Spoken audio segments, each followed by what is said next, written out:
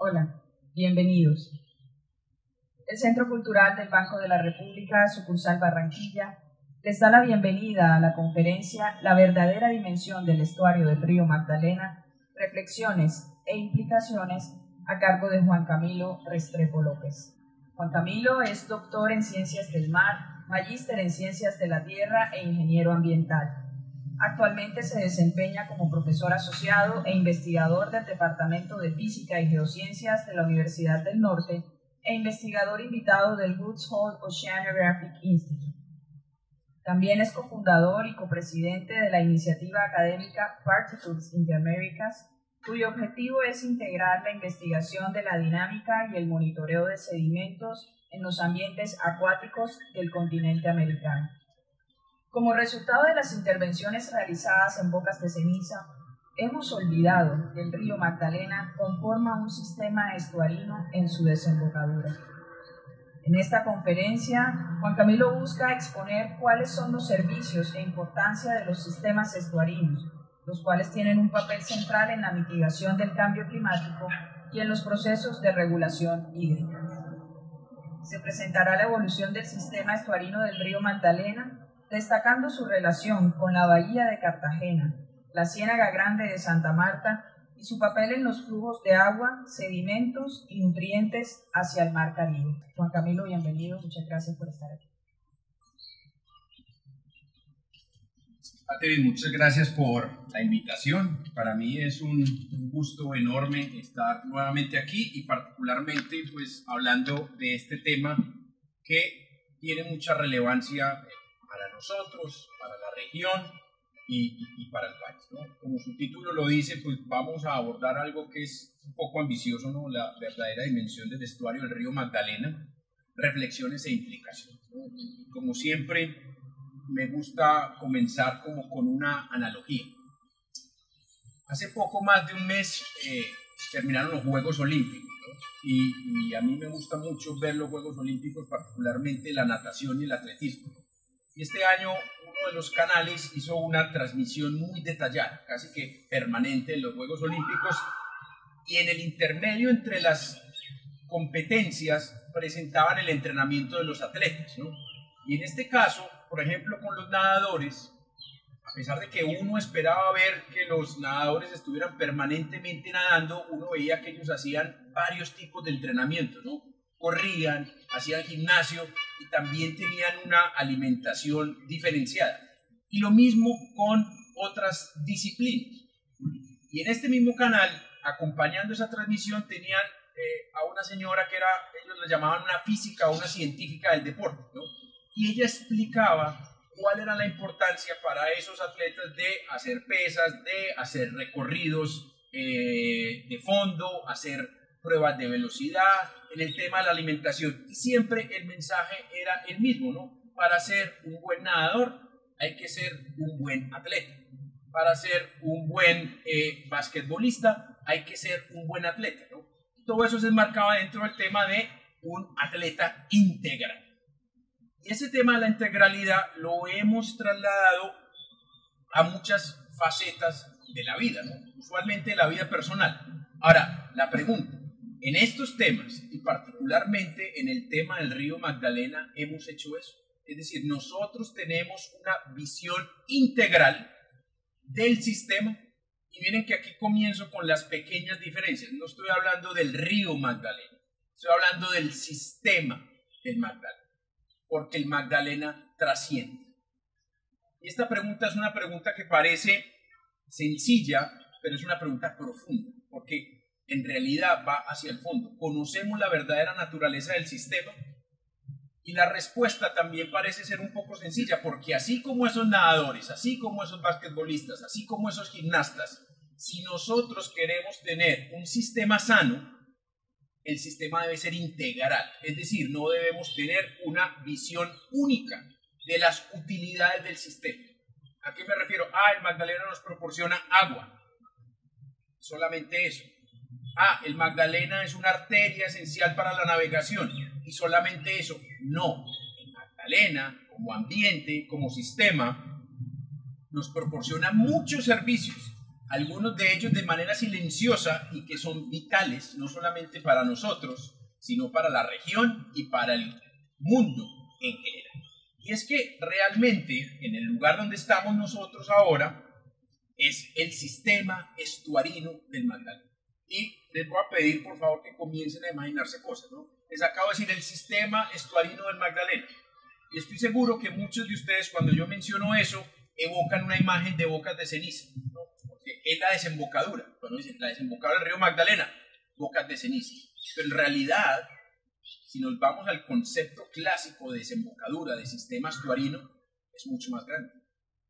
En realidad, el sistema estuarino del Magdalena, el delta del Magdalena, tiene una extensión de 1.690 kilómetros cuadrados.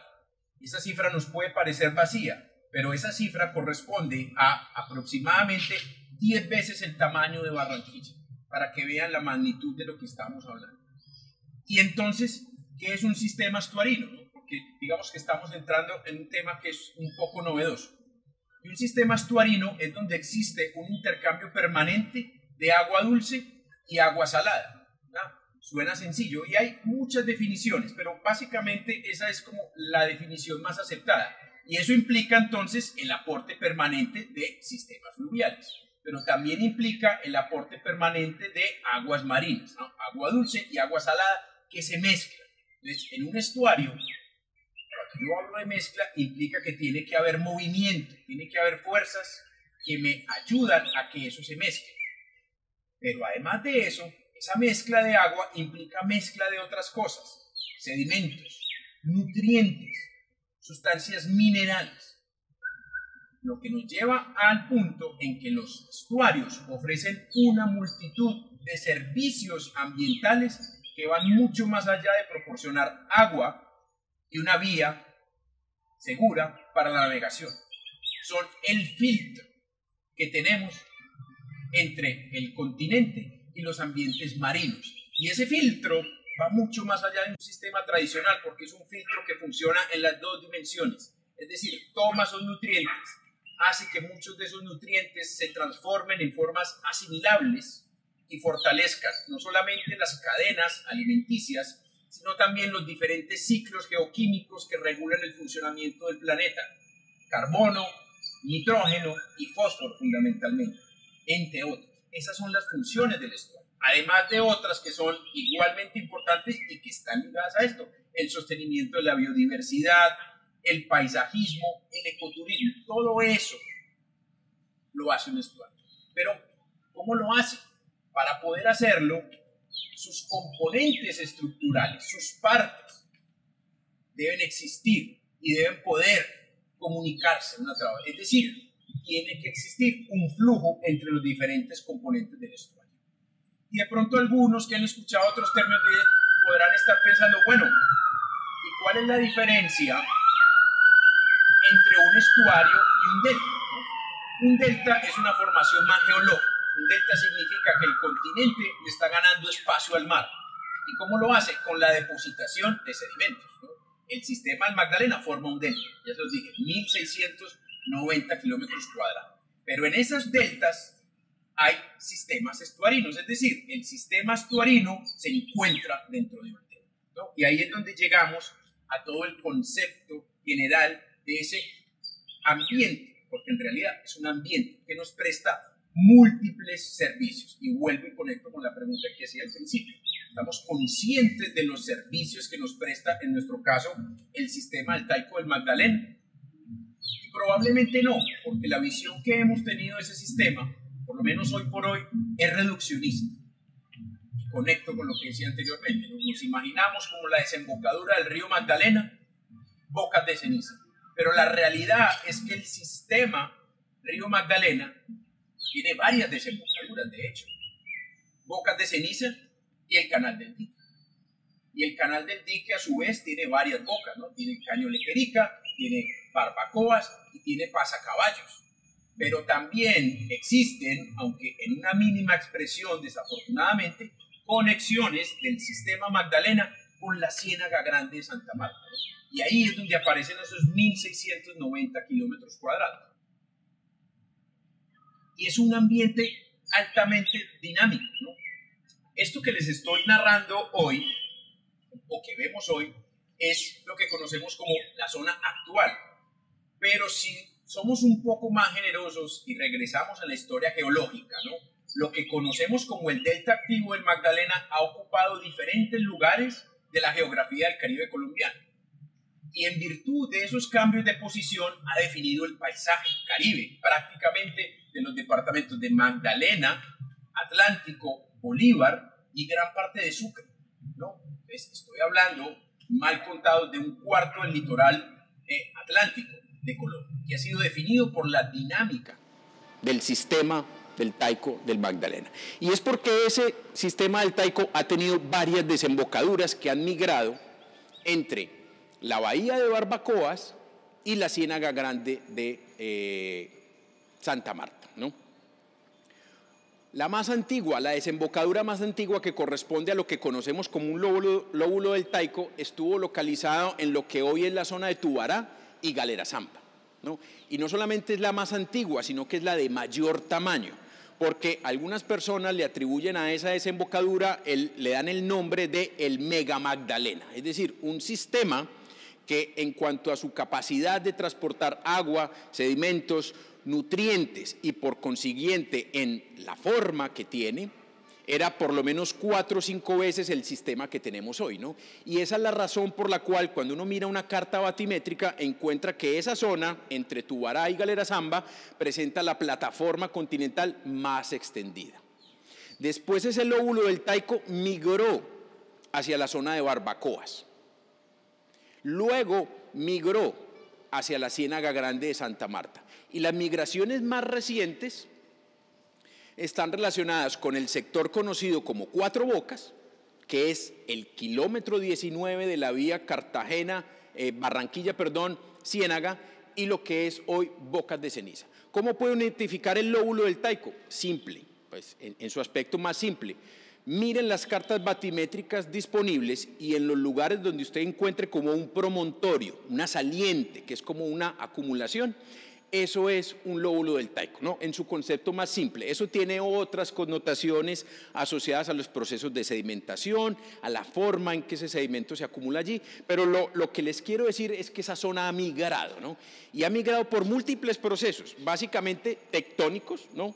Los movimientos tectónicos asociados al cinturón de San Jacinto y Sinú, que modelan gran parte de la geología de esta zona, también asociado a fenómenos climáticos similares a lo que hoy conocemos como el Niño, ¿no? Y la conjunción entonces de esos fenómenos llevó a que se presentaran avulsiones. Las avulsiones son un fenómeno geológico en los que un sistema fluvial rompe sus barreras, bien sea los taludes, bien sean terrazas fluviales, etcétera, y toma un curso nuevo, buscando un recorrido más favorable desde el punto de vista energético. Eso pasó en esos 5 lugares o en esos 5 eventos que dieron lugar a los lóbulos del Taico. ¿Podría ocurrir en el presente? Sí ha ocurrido, ¿no? Hay evidencias de procesos de avulsión en el sistema Magdalena, en la zona del río Cauca, en la confluencia del río Cauca con el río Nechí, que ha sido detallado en los trabajos de Pérez Consuegra, perdón. Ha ocurrido en la zona de la depresión Momposina, en el sistema Magdalena, ha sido detallado por los trabajos de Sara Morón, pero el caso más clásico de los efectos de la avulsión en una desembocadura ocurrió en el río Sinú en 1970. En una mezcla entre procesos geológicos y procesos antrópicos, el río Sinú cambió su desembocadura. El río Sinú antes desembocaba en la bahía de Cispatá y hoy desemboca en la bahía de Tinajones, o sea que es un hecho, un evento que aunque toma muchísimo tiempo, puede ocurrir, ¿no? Y ha ocurrido en el pasado, ¿no? Porque es un proceso geológico. Y esa trayectoria geológica nos lleva a lo que tenemos hoy, ¿no? Que hoy por hoy el sistema del Taico del Magdalena comienza en Calamar, a aproximadamente 100 kilómetros de Barranquilla y a 114, 118 kilómetros en el recorrido del Canal del Dique hasta la bahía de Cartagena, ¿no? Ese es el punto que se conoce como el ápice del delta, es decir, el lugar donde el sistema se bifurca y comienzan a aparecer lo que conocemos como distributarios, ¿no? Y no crean que eso es anómalo. los principales sistemas del mundo, y Amazonas, Orinoco, Mississippi, Yangtze, etcétera, tienen varios distributarios en sus desembocaduras. Es normal, ¿no? Y entonces el Magdalena tiene el canal del dique, que desemboca en Barbacoa, Lequerica y Bahía Cartagena, el sistema principal de descarga, que es el que tenemos aquí en Barranquilla, con bocas de ceniza, y también tenemos una versión muy reducida de conexiones con la Ciénaga Grande de Magdalena. Al menos 3 o 4 conexiones que se han tratado de restablecer, pero ya hablaremos de ello. Y entonces lo que tenemos hoy en día es un sistema estuarino que no está conectado,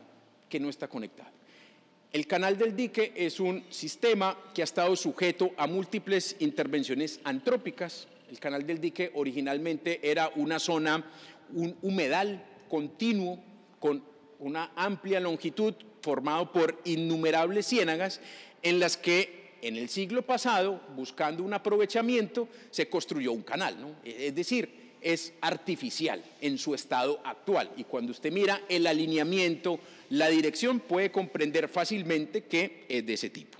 Bocas de ceniza, pues estuvimos hablando hace 8 días de toda la evolución que ha tenido Bocas de ceniza, también es un sistema intervenido. Y asociado a esa intervención de Bocas de ceniza, esas conexiones que antes existían de manera natural con la Ciénaga Grande de Santa Marta, y que en consecuencia pues teníamos allí un lóbulo del Taico, han ido desapareciendo, ¿no? Y usualmente solemos atribuir los problemas de la Ciénaga Grande de Santa Marta a la construcción de la vía que comunica a Barranquilla con Ciénaga. Y sí, por supuesto que hay mucho desierto allí, pero estamos olvidando parte de la ecuación, porque parte de la ecuación es el déficit de agua dulce que llega a la Ciénaga Grande de Santa Marta, ¿no? En consecuencia, la Ciénaga Grande de Santa Marta es un ambiente hipersalino y que tiene problemas para lidiar con la carga de nutrientes que llegan allí. Y las fuentes principales de agua dulce son los ríos que bajan de la Sierra Nevada de Santa Marta, particularmente el Aracataca, el Fundación y el Frío, que tienen otra serie de problemas ambientales por la captación ilegal de agua, y lo que debería llegar por el sistema Magdalena, pero que no llega. Esa es la ecuación de la que a veces hablamos muy poco.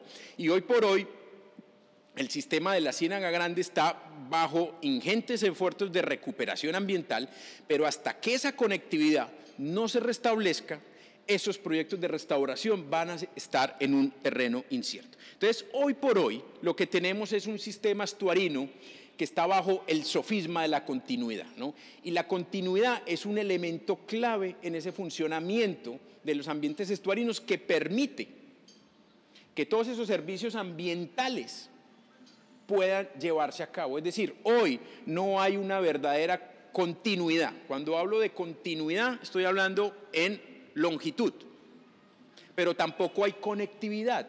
¿Por qué? Porque un verdadero sistema fluvial y un verdadero sistema estuarino tiene conexión con sus planicies inundables.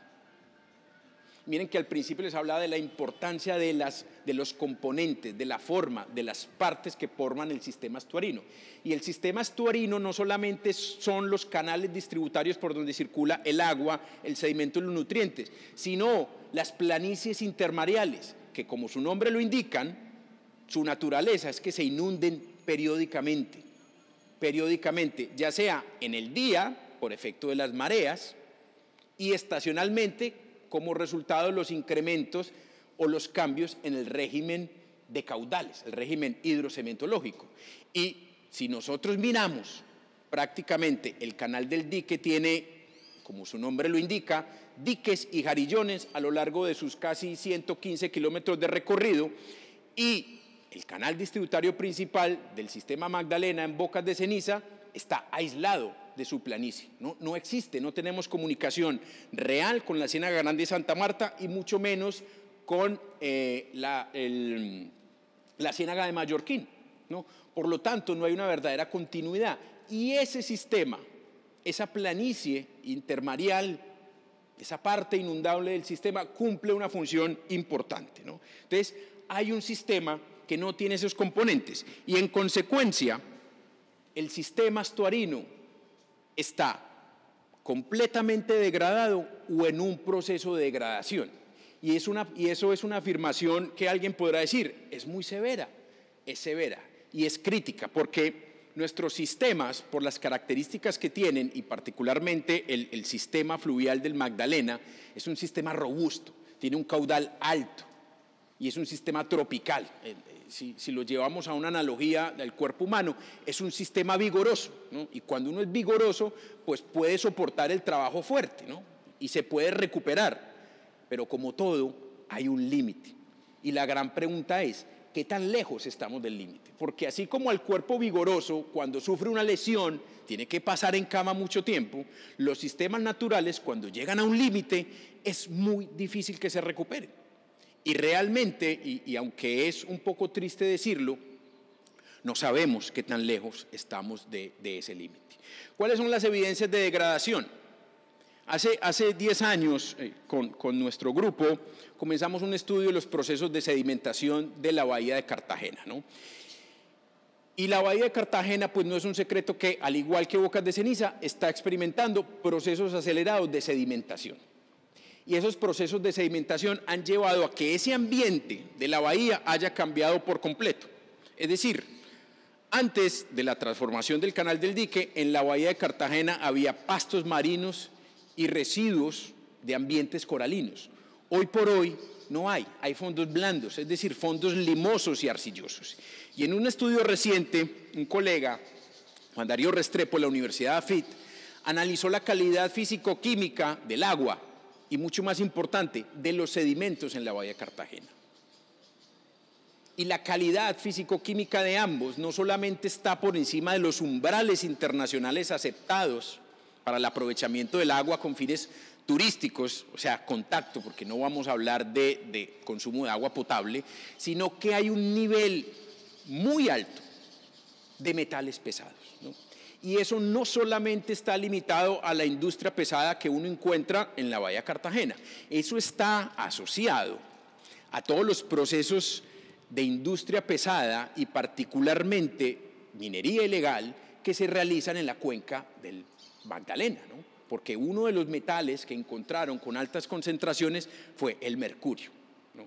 Y en esos ambientes, cuando encuentro esos elementos allí y no existe un sistema estuarino que actúe como un filtro que me permita la degradación de algunos elementos, un tiempo que permita una asimilación, esos elementos son altamente contaminantes, especialmente cuando se hacen actividades de remoción de ese sedimento y el proceso de resuspensión libera ese sedimento, ¿no? Además de eso, nosotros en los últimos 5 años hemos hecho parte dentro de nuestro grupo el GEO4, el Grupo de Investigación en Geociencias de la Universidad del Norte. Hemos venido participando en 2 proyectos mundiales. Uno de ellos se llama el Global River Observatory y el otro se llama Global River Network de Isotopy, ¿no? En resumen, cada mes, desde hace 5 años, el único lapso que no lo pudimos hacer por obvias razones fue el año pasado, cuando tuvimos las restricciones de la pandemia, pero descontando eso, en los últimos 5 años, cada mes hemos ido a Calamar, el ápice del sistema estuarino, a tomar muestras de agua. Y esas muestras, y también muestras de sedimento de fondo. Y a esas muestras les hacemos análisis de nutrientes, análisis de iones y cationes principales, análisis de isotopía y análisis de metales pesados. ¿Eso para qué? Vuelvo a las analogías, ¿no? Es cuando usted de verdad quiere saber cuál es su estado de salud, le mandan un examen de sangre, a ver cuáles son los componentes que se están moviendo por su sistema sanguíneo, porque el sistema sanguíneo acumula cosas. Lo mismo ocurre en Calamar, ¿no? Calamar es el punto de referencia en la cuenca baja del Magdalena y se supone que recoge todas las influencias que tenemos a escala de cuenca, ¿no? En los 258.000 kilómetros de cuenca, las recogemos allí. Es la vía sanguínea donde llega todo, porque es una cuenca, ¿no? Se supone que en algún momento del tiempo todos los inputs, minería ilegal, actividades industriales, procesos de deforestación, vertimientos de aguas residuales domésticas, todo llega allí, ¿no? Y durante 5 años hemos recogido eso y esas pruebas las hemos realizado en asocio con el Woods Hole de los Estados Unidos, que tiene unos laboratorios de última generación, y con el Instituto Atómico en Europa, que hace la parte de isotopía. Y miren las cosas curiosas que les decía. Cuando miramos los resultados en la parte hídrica, en la parte del agua, que para nosotros es lo que se conoce como la carga disuelta, esos valores todavía no superan los umbrales permitidos en la ley, ¿no? Estoy hablando de nitrógeno, estoy hablando de fósforo y otros elementos, pero están muy cerca, están muy cerca. Y el oxígeno disuelto, que es como el elemento principal, es como cuando usted mira en la sangre, en mi caso, los triglicéridos, ¿no? Lo que me dice que también estoy. El oxígeno disuelto tiene valores inusualmente bajos, inusualmente bajos. Y la ausencia de oxígeno disuelto significa un sistema que está en un proceso de debilitamiento, es decir, de degradación. ¿Por qué? Porque eso afecta los procesos de fotosíntesis, es decir, la cadena trófica, y al mismo tiempo inhibe todos los procesos de degradación y asimilación de nutrientes. Eso por una parte. Se dice, bueno, pero está bien, como les decía, es un sistema robusto, ¿no? El Magdalena tiene un caudal promedio de 7.000 metros cúbicos por segundo, eso significa unos buenos procesos de oxigenación, es decir, el oxígeno está bajo, pero se mueve, y eso hace que el efecto de dilución sea importante. Pero cuando miramos los sedimentos, el asunto cambia completamente. Y eso tiene que ver por una particularidad del río Magdalena. La mayoría de los estuarios en el mundo, el 20% de la carga contaminante está en forma particulada, el 20%, es decir, el 80% en forma disuelta, lo que está en el agua, disuelto en el agua, y el 20% viaja con los sedimentos. En los estuarios turbios, estoy hablando del río Amarillo, el río Yangtze, el río Orinoco, ese valor puede subir hasta el 40-60%. En el río Magdalena nosotros lo medimos durante varias estaciones y está por encima del 70%. ¿Qué significa eso? Que la carga contaminante en el río Magdalena está asociada a los sedimentos. Hoy por hoy, el río Magdalena entonces es un sumidero de sustancias químicas, ¿no? Las tenemos en los sedimentos, la hemos medido, no es una hipótesis, no es un asunto conceptual, la hemos medido en Calamar y la hemos medido en Bocas de Ceniza, y en ambos lugares se presenta el mismo patrón. Es un sumidero, y usted dice, bueno, eso suena bien, pero les pongo el caso de lo que he mencionado, nitrógeno y fósforo. Suena bien, pero no está bien, porque ese nitrógeno y ese fósforo lo necesitamos para las cadenas tróficas. Es decir, ese nitrógeno que estamos robando del sistema es alimento que estamos quitando a las cadenas tróficas. Y ahí es donde usted comienza a conectar los puntos, porque cuando usted viaja por todos estos pueblos ribereños, el primer clamor que encuentra la gente es que la pesca viene en declive. No hay pesca, no solo la cantidad, sino la calidad de la pesca, ¿no? Cuando yo les digo que en los últimos 5 años hemos ido a Calamar a tomar muestras, eso no es de que yo tomo una botella y tomo la muestra, ¿no? Usualmente nos demoramos entre 1 hora o 2 horas filtrando las muestras. Entonces yo me siento en un lugar a tomar las muestras y por ahí pasa la gente, ¿no? Y yo estoy trabajando y he escuchado todas las conversaciones acerca del río, ¿no? De todas los efectos culturales asociados a las fiestas, la importancia que tiene el transporte, todo. Pero cada cierto tiempo surge el tema de la pesca, ¿no? De que cada vez es más difícil pescar, ¿no? Y se atribuye con muchas cosas, pero también es un resultado de esa debilidad que tiene el sistema, ¿no? Entonces, es el segundo caso. El coeficiente de participación, de partición es muy alto, y eso significa que estamos atrapando sustancias. Y la peor noticia también es que los mismos resultados que encontró mi colega J.D. Restrepo en la bahía de Cartagena, los hemos encontrado nosotros en Calamar. Es decir, los sedimentos tienen una altísima, ojo, y no lo estoy diciendo en términos de exageración, es decir, la concentración no es alta, es altísima. Los sedimentos del fondo en Calamar y en Bocas de Ceniza tienen una alta concentración de metales pesados, particularmente mercurio, plomo y cadmio, muy por encima de los niveles internacionales permisibles, ¿no? Lo cual nos hace preguntarnos sobre el impacto ambiental que tiene esto. ¿Por qué? Porque otro elemento que hemos limitado y que es fundamental es el tiempo de residencia. La función de un estuario, como les decía, es que se dé el intercambio de agua, nutrientes y sedimento, y eso toma un tiempo, como todos los procesos en la naturaleza, porque como tenemos dos aguas que vienen en direcciones diferentes, se deben mezclar y toma un tiempo. A ese tiempo nosotros lo llamamos tiempo de residencia. Entonces, los estuarios alrededor del mundo, y vuelvo a los mismos, Chesapeake, la Bahía de San Francisco, Mississippi, etcétera, tienen tiempos de residencia que pueden ir desde 5 días hasta más de 10 días en algunos casos, y se dan esos procesos. Se asimila. Vuelvo a mis analogías, es como cuando usted hace una digestión, usted se come algo y lo digiere, ¿no? Toma un tiempo. Los tiempos de residencia en el río Magdalena son de menos de 2 días.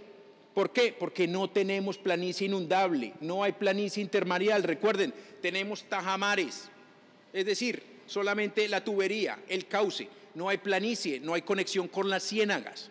Y estos tiempos de residencia, como les digo, también los hemos medido, menos de 2 días. Es decir, no tenemos capacidad de filtrado, lo único es lo que se queda en los sedimentos. Y tampoco, como no hay filtrado, no tenemos capacidad de asimilación, lo que significa que todos esos elementos nocivos, contaminantes, tóxicos que nos llegan desde la cuenca, no se pueden transformar. Y así como llegan, salvo algunos casos notables, así como llegan, se meten en el sistema costero, en el sistema litoral. Y ahí nuevamente surge el tema de los pescadores. ¿Qué pasa con la pesca? Pues que no hay suficiente productividad primaria en el estuario para sostener la pesca que solíamos tener y que además hay una alta carga de contaminantes. Y entonces también hay estudios que muestran que hay tejidos de metales pesados en los peces, porque muchos de esos peces se alimentan, algunos de los sedimentos, y otros se alimentan de los peces que se alimentan de los sedimentos. Todo está conectado, todo está conectado. Tenemos un sistema estuarino completamente débil, ¿no? Y si usted le suma a eso los cambios que se han experimentado en la zona litoral, es porque la zona litoral también perdió los componentes geomorfológicos que la ayudaban a sostener el impacto de las olas, el impacto de los frentes fríos y los huracanes, ¿no? La desaparición de las islas Barrera, la desaparición de los pantanos de manglar. Alguien podrá decir, hoy todavía tenemos pantanos de manglar. Sí, pero de acuerdo a lo que uno habla con los expertos, esos pantanos de manglar no tienen unas condiciones fitosanitarias o de salubridad adecuadas, es decir, no están en un estado adecuado. Y parte de ese estado lamentable tiene que ver con los flujos de agua dulce y el exceso de contaminación que viene de los caños, ¿no? Asociados a metales pesados, ¿no? Entonces, ¿cuáles son las proyecciones a futuro? Miren, hay varias particularidades. Y el mundo, hoy por hoy, está dando un giro enmarcado dentro de lo que se llaman los Objetivos de Desarrollo Sostenible, ¿no?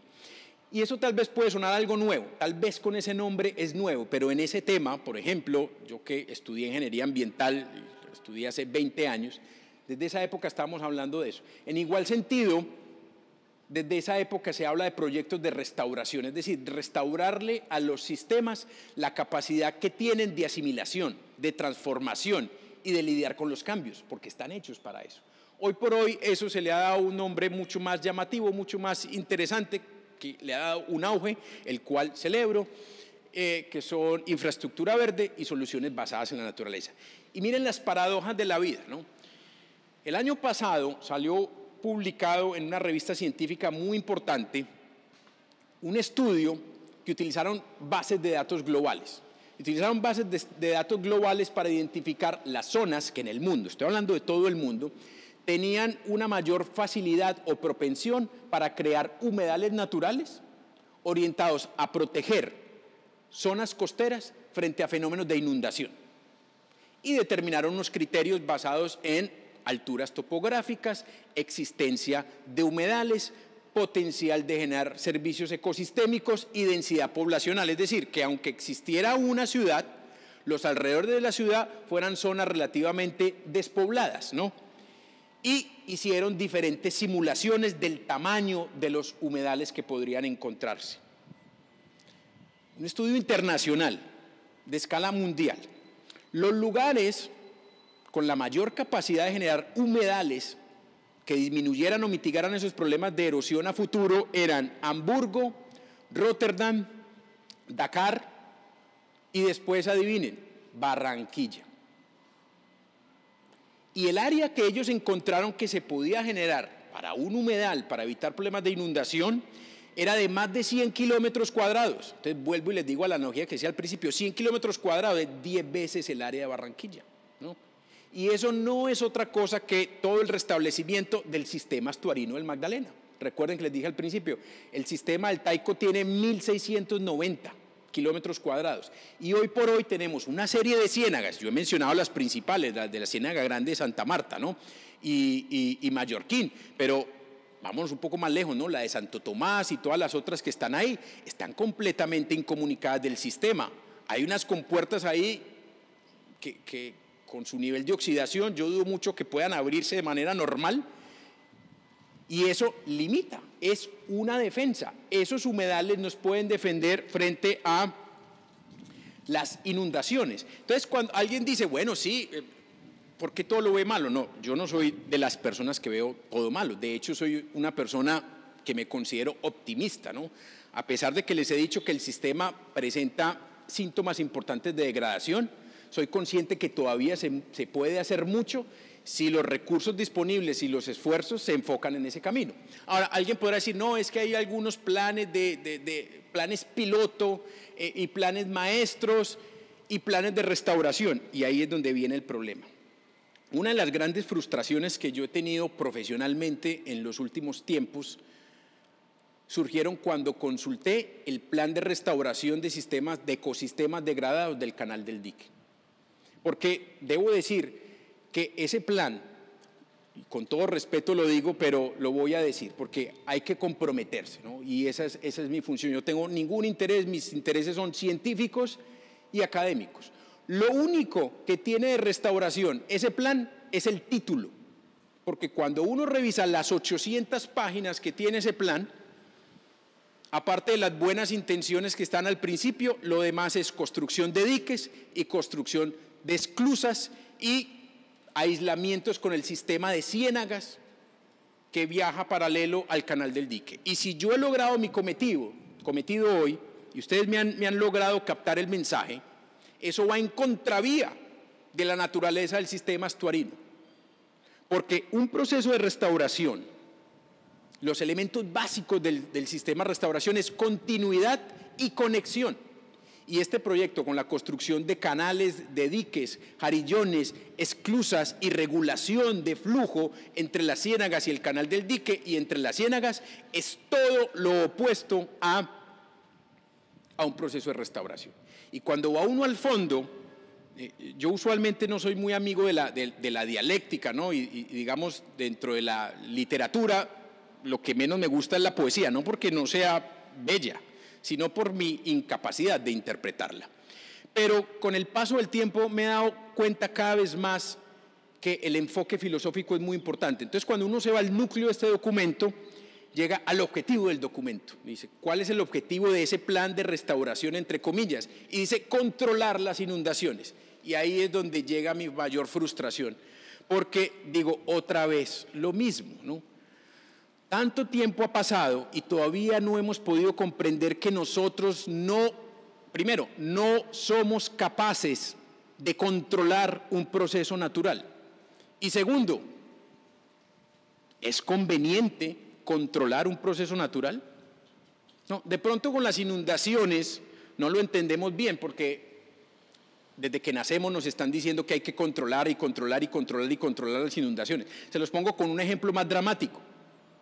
Controlar los terremotos, los sismos. Uno no puede controlar los sismos, van a ocurrir, es un proceso natural.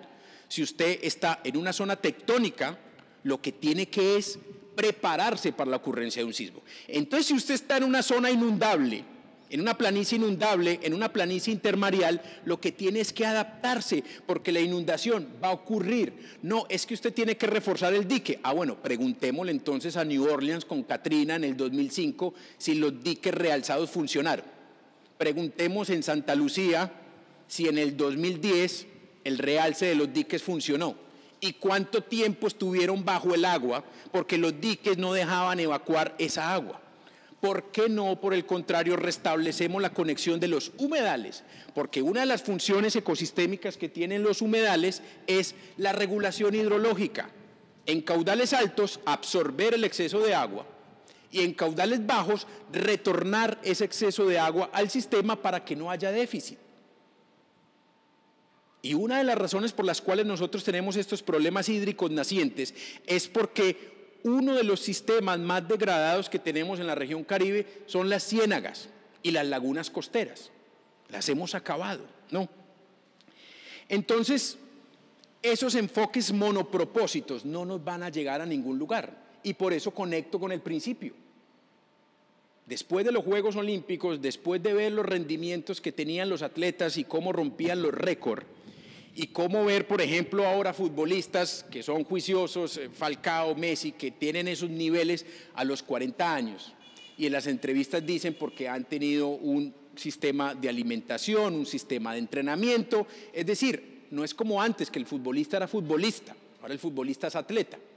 Si nosotros queremos tener un río apto para la navegación, un sistema fluvial apto para la navegación, ¿por qué no comenzamos a pensar en tener un sistema saludable desde el punto de vista estuarino y fluvial, que tenga conexión con sus ciénagas, que tenga conexión con su planicie inundable, porque eso regula los flujos y además eso nos traería beneficios adicionales? Les mencioné que el río Magdalena en los sedimentos captura carbono y nitrógeno y fósforo. Y en algo que estamos trabajando aquí con estos datos que tenemos es en el potencial que tiene de capturar carbono. Porque hoy por hoy en el mundo, una de las grandes estrategias para lidiar contra el cambio climático, lidiar de verdad a una escala planetaria, son los sumideros de largo plazo de carbono. Largo plazo. Hay unos sumideros que pueden ser estacionales y funcionan muy bien, que están asociados con la reforestación. Pero eso tiene un riesgo y es la deforestación que puede surgir y los incendios forestales. Pero funcionan muy bien y Colombia está avanzando en eso. Pero en el mundo se han dado cuenta que esas zonas inundables, manglares, marismas, pantanos, ciénagas, son un mecanismo muy eficiente para atrapar carbono y eso se conoce como secuestro de carbono. Y nosotros estamos aquí en un sistema estuarino, un sistema deltaico que tiene una extensión enorme, que tiene ese potencial. ¿Por qué? Se los mencioné. El coeficiente de partición es por encima del 70%. En algunas estaciones es superior al 88%. Y los resultados preliminares que tenemos nos indican que ese carbono se puede preservar y salir de los balances de carbono. Es decir, nosotros estamos concentrados en el sistema estuarino como vía de transporte, que lo puede ser. ¿Y por qué no ampliamos nuestra visión del sistema estuarino y también comenzamos a pensar en todos los otros servicios ecosistémicos que proporciona y que también podrían generar ingresos económicos a las poblaciones y a las personas que están cerca al río? Entonces, muchas gracias, espero haber logrado pues algo de reflexión y quiero terminar haciendo pues un agradecimiento y una propaganda, ¿no? Entonces, les decía que pues agradecía mucho su atención, espero haber logrado reflexionar, explicar algunas cosas importantes del sistema estuarino, del riesgo actual que tiene el sistema estuarino, de lo que podemos hacer para recuperarlo y en virtud de esa recuperación, cómo podemos coexistir y sacar beneficios adicionales hoy. Y finalmente, pues en ese agradecimiento quería destacar una iniciativa hermosa del Banco de la República que es esto, ¿no? Que es Río Magdalena, Territorios Posibles. Es un trabajo que, según entiendo, comenzó desde hace un par de años, donde se recogen ciertas perspectivas y narraciones asociadas a la dinámica del río, pero de diferentes perspectivas, ¿no? Antropológica, física, cultural. Es un libro muy bello, a mí me llegó el martes en la noche y pese a que soy un padre nuevo, lo cual significa que tengo poco tiempo, ya voy en la mitad, porque es un libro que te absorbe Y uno sabe que el banco hace unas ediciones hermosas, pero con esto subieron la vara porque es de una calidad, de un ritmo espectacular. Y el libro, digamos que guarda relación con lo que les acabo de decir, porque se sale de esa mirada usual de un solo enfoque que le hemos dado al río, y ese es mi temor, ¿no? Hay planes, sí, pero el plan es, ¿cuál es el objetivo del plan? No, X cosa, la navegación, muy útil, pero ¿y lo demás? Vuelvo y digo, si queremos tener un sistema saludable, debemos ampliar la mirada y recobrar las potencialidades y la estructura del sistema. Es el principio básico de restauración de ecosistemas degradados. Si usted quiere recuperar un sistema, lo primero es que tiene que cortar o minimizar aquellos elementos que lo están degradando, y eso no se logra poniendo esclusas, ni poniendo diques, ni poniendo trampas aquí al final del tubo. Eso se logra con una visión integral. Entonces, muchas gracias y felicitaciones al Banco de la República por este fabuloso ejemplar.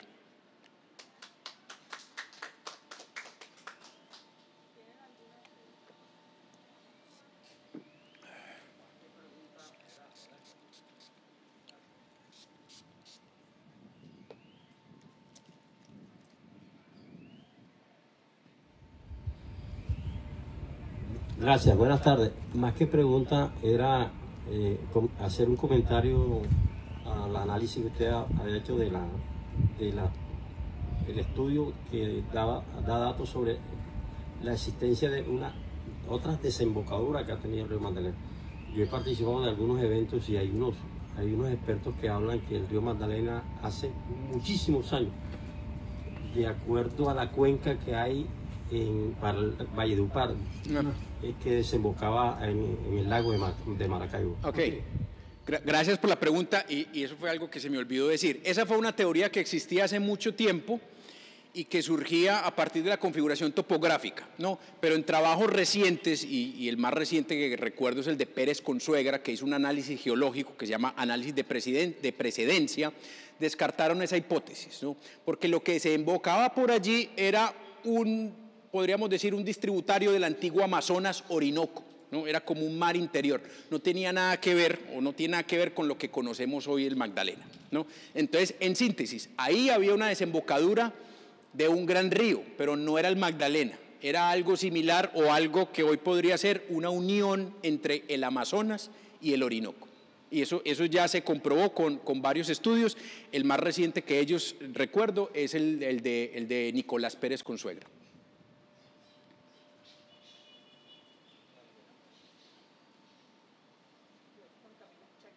No, bueno, muchas gracias y espero que estén muy bien.